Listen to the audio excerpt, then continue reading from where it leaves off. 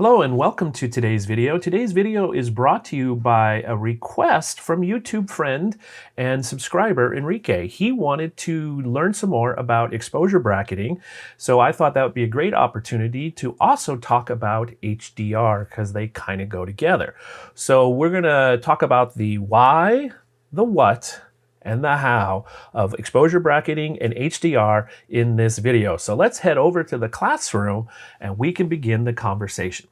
So let's get started with talking about the why for exposure bracketing and HDR photography.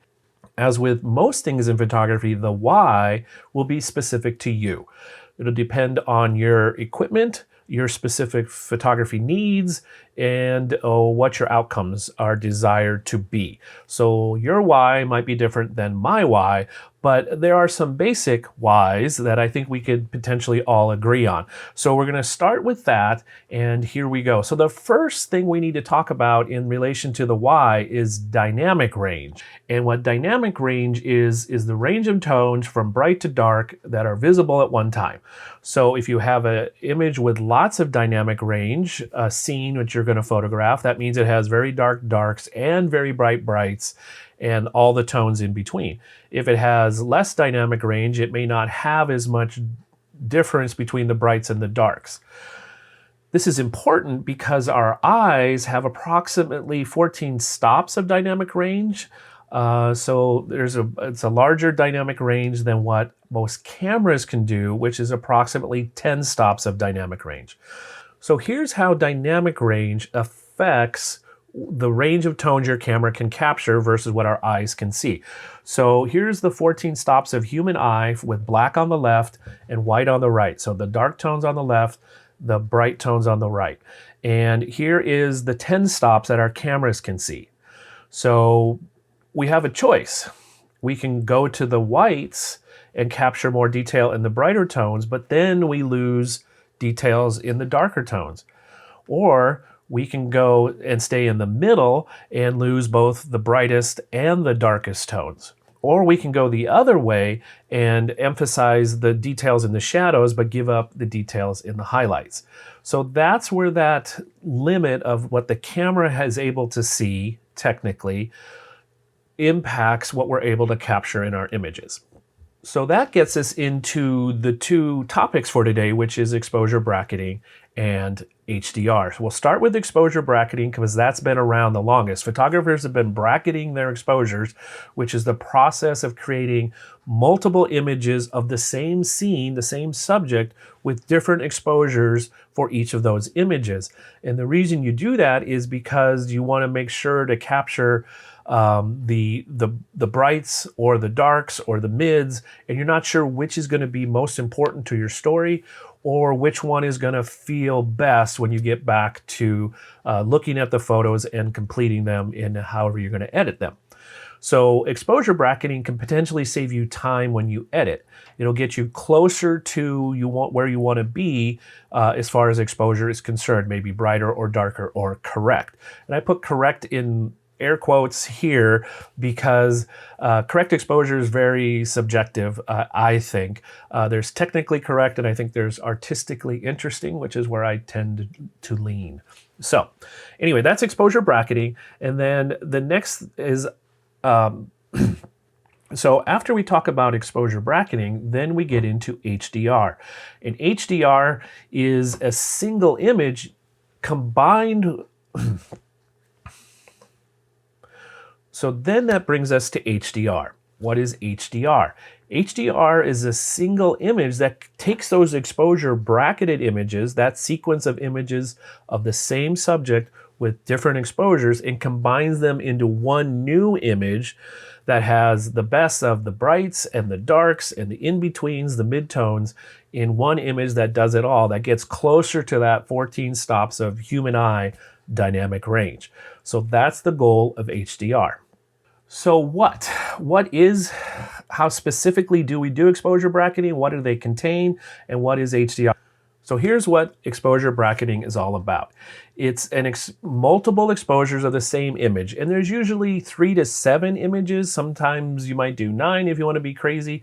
I tend to do 5 images in my exposure brackets, and I'll get to that in a second. But what these do is they change the brightness values in each of the photos. So what this does is creates different exposures of the same scene. And when I do my 5 photos, what I'll do is I'll do one that's very dark, one that's slightly darker, one that is average or correct, and then one that's brighter and one that's very bright. So those are my 5 photos. And they'll look like this. So the 0 is the photo in the top right, and then you have 2 shades darker and 2 shades brighter. I use -1, so 1 stop underexposure, and then -2, 2 stops underexposure, and then +1 over and +2 over. So that's how I do it. Again, your specific way of doing this may be different. You may only do 3. You might just do -2, 0, and +2. That would be my recommendation if you're going to just do 3. So that's what an exposure bracket is. It's a sequence of images of the exact same scene where the exposure varies between each image. In this case, you might do that because you're not 100% sure where the story is. Do you want more detail in the mountains? Do you want more detail in the sky? Or do you want a good amount of detail in both with sacrificing a little of the brightest and a little of the darkest? So that's what your choices are with exposure bracket. So HDR is high dynamic range, and that is an image that shows more of the exposure range than is possible normally with your camera. So how is an HDR image created? The way it's created is by combining multiple exposures of the same image, usually 3 to 7. Does this sound familiar? This is going to use our exposure bracketed images.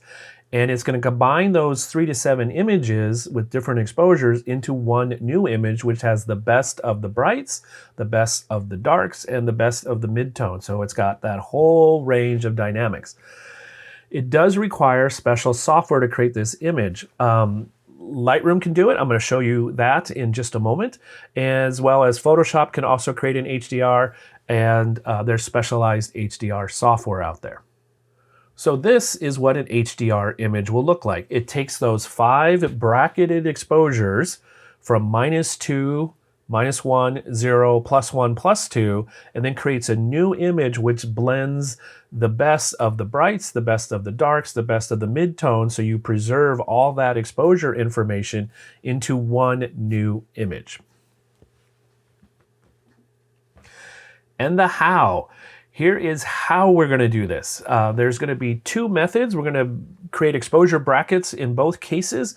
One method will be a manual method where you're going to change the controls manually on your camera, and one will be a method which is automatic and where you just have to do one button push and your camera will take the sequence of images. So let's start with the manual method.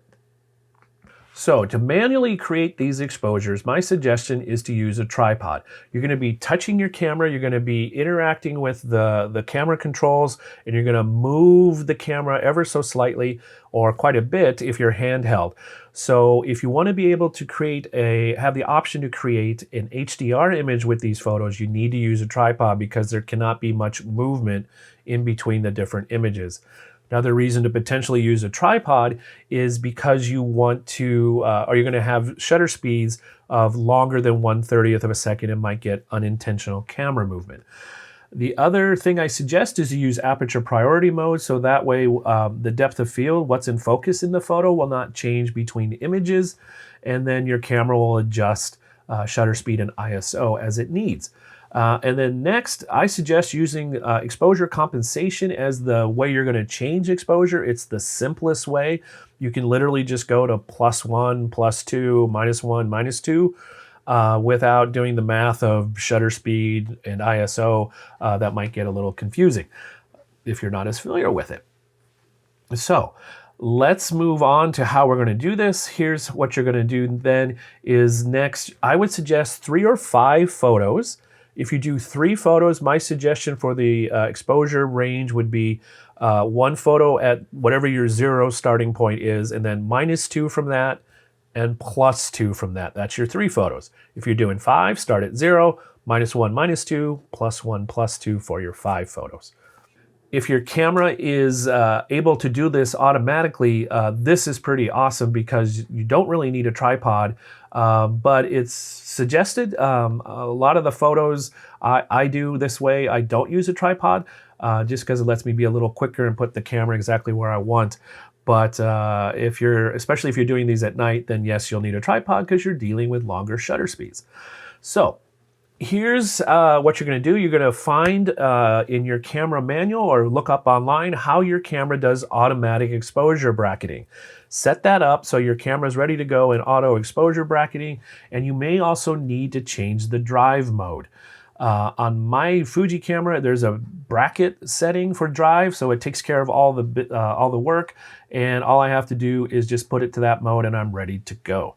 So again, I would suggest 3 or 5 photos for this with the same values, -2, 0, +2 if you're doing 3, and -2, -1, 0, +1, +2 if you're doing 5 photos. So if you're not sure if your camera does automatic exposure bracketing, my suggestion is just do a simple online search, auto exposure bracketing, and then throw in your camera make and model and see if it does that. So something like this, you know, if you have a Canon T5i, just look at that and you'll get a search result that potentially will take you where you need to go for the instructions on how to set that up on your camera. So that's some of the foundational information about exposure bracketing so you can create HDR photos. And next I'm going to show you how to actually change the settings, and we're going to take some photos here in the office and then we'll edit those photos in Lightroom. Okay, so now that we've got the why and the what and the how, I'm going to actually show you how to do this on in this room with the camera. So what I'm going to do is start off with the manual method, and which will involve using automatic exposure. I have my camera set in aperture priority so that everything in the scene will stay in focus as it is with the original photo.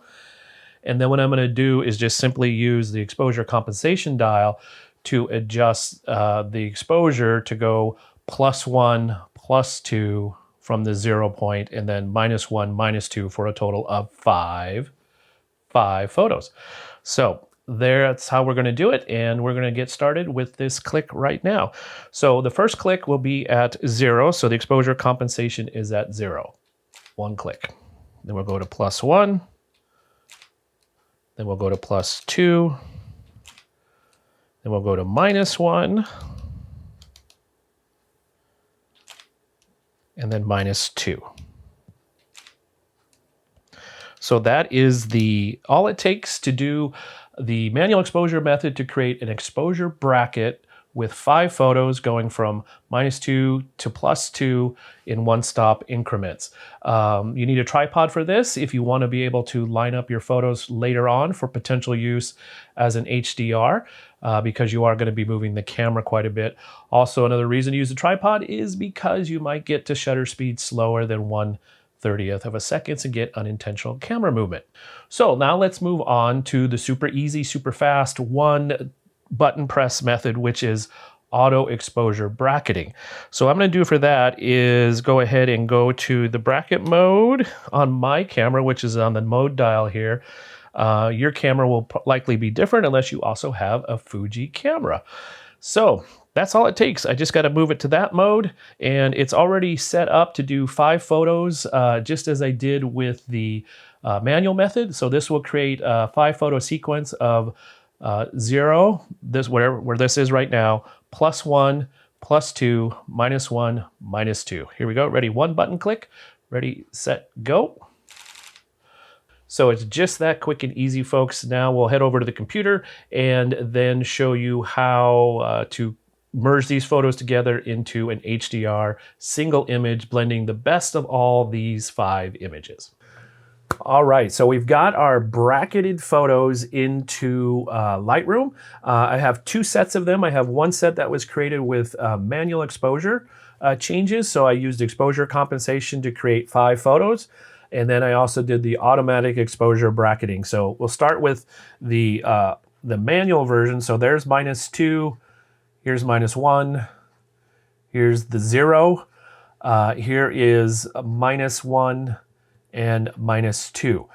So actually, this is a pretty typical use case for HDR photos, where you're doing an interior of a room. If you ever shopped for a home and looked online, or an apartment, you will see images of an interior with a window and everything's properly exposed. It doesn't look like this, or it doesn't look like this. So now that I have my range of photos, these 5 photos with 5 different exposures, how do I combine them into one new image? Super easy in Lightroom, and here's how you do it. Find the first or the last photo in your range, hold down the Shift key on a Mac, I think it works on a PC too, and then you go to the last photo in the range, and then you click on that photo, and now you have the 5 photos selected. Next step is to go up to the photo menu, and you're going to go to Photo Merge, and from there you're going to go to HDR. And you'll get this preview window. One of the advantages of having a new computer is it will churn through this more quickly. That is another reason I love my new M1 MacBook Pro Max. It makes this process so much faster, especially with these relatively complex Fuji RAW files. So here's our preview. I usually leave all the settings on their default, which is auto align, auto settings, and none.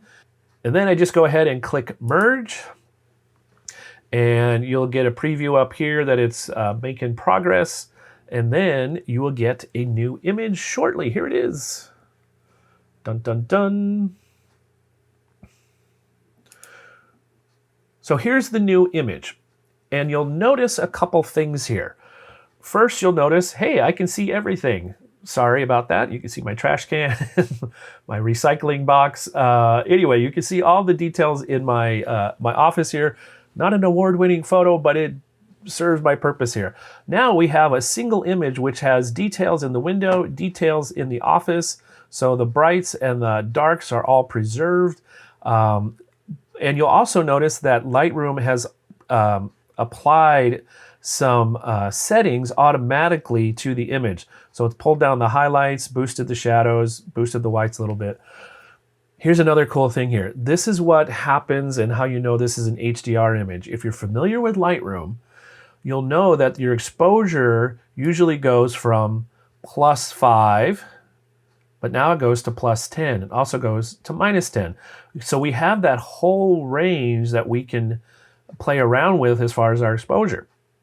We have a greater dynamic range. One might even call it a high dynamic range. And then you would apply the rest of your edits as you would like. And there you go. That's HDR. It's just that simple, just that easy. So especially with auto exposure bracketing, this is so fast. It's one shutter press. You'll get the 5 photos or the 3 photos if that's what you're doing. Then bring them into Lightroom, do the merge, and you're ready to go with creating an image that works the way you want. So there you have it, some information about HDR and exposure bracketing, how they work together, what they're all about, and how you might use them in your photography.